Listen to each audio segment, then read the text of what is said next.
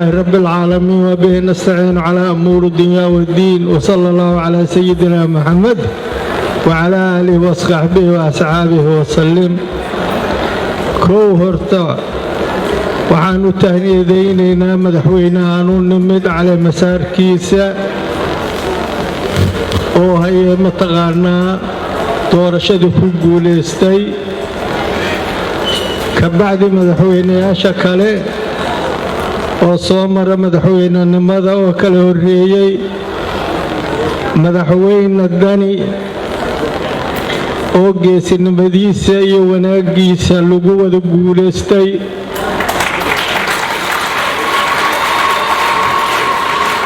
madaxda kale oo xisbiyada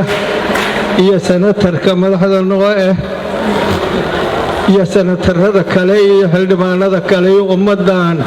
wanaaga badan leh iyo shacabka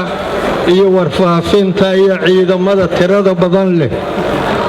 oo ka badan kuwaan magaaladayni joogay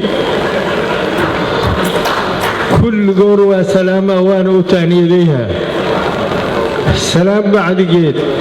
war ma filahay laakiin waa lay wacay waxaa aad loogu naqday heshiis hadda ka bacdiya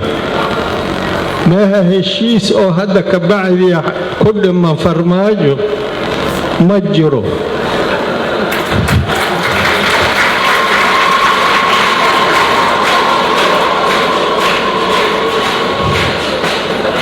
farmaajo labadu lugood midna Puntland ka goosatay midna Jubbaland gacan midigana waxaa uga dhegan galmudug waxaa soo heray calool iyo af iyo gacan bidix oo wax lagu cuni karin halahaasna lalama shaqayn karo qofou rabo ma jirto qofou inuu dhaco uu rabo iyo qofou inuu dilo uu rabo iyo qofou inuu caayo rabo dadkana dadka u adeegsadaa dadka u adeegsadaa qof la arkaba qabiilkeedu u adeegsadaa iska horkeen kaliya ayaa kursigiisa yaallo waa isqariyaa wuxuu iska dhigaa jinniya qofelka dhaxadlaaleey dadka inuu asaga ka dhaxadlaayo anigu waa ogna laakiin dadku waxay u qabaan in la moogyahay asagoo u qabaa dadkan qaaciska yaqaaniin tumidiga yaqaaniin waxa laga tumo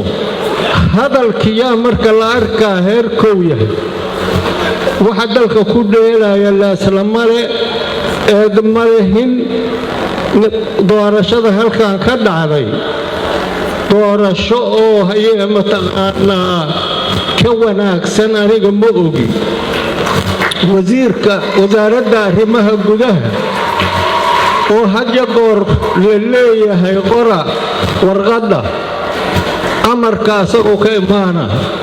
kii diyaaradaha lagu joojiyey amarka asagoo ka yimid qof kaligeed wax samay karta ma jirto waxaan codsanaa in la tashado dalkaana meel xunuu yaalo laga qaado dadkan la wanaajiyo godka uu ku dhacay kama bixi kariyo god ceelahow dalkan ku dhacay waxa dhiman waxaa jiro gobolka Banaadir oo asagoo afi calool uu dhex yaalo luguhi ka maqan yihiin gacmihii qaar laga heeso marka walaalayaalow hadda ka bacdi laguma toli karee arrintaas hoosta laga riiqo waana mahadsantihiin. Asalaamu calaykum waraxmatullaahi wabarakaatuh.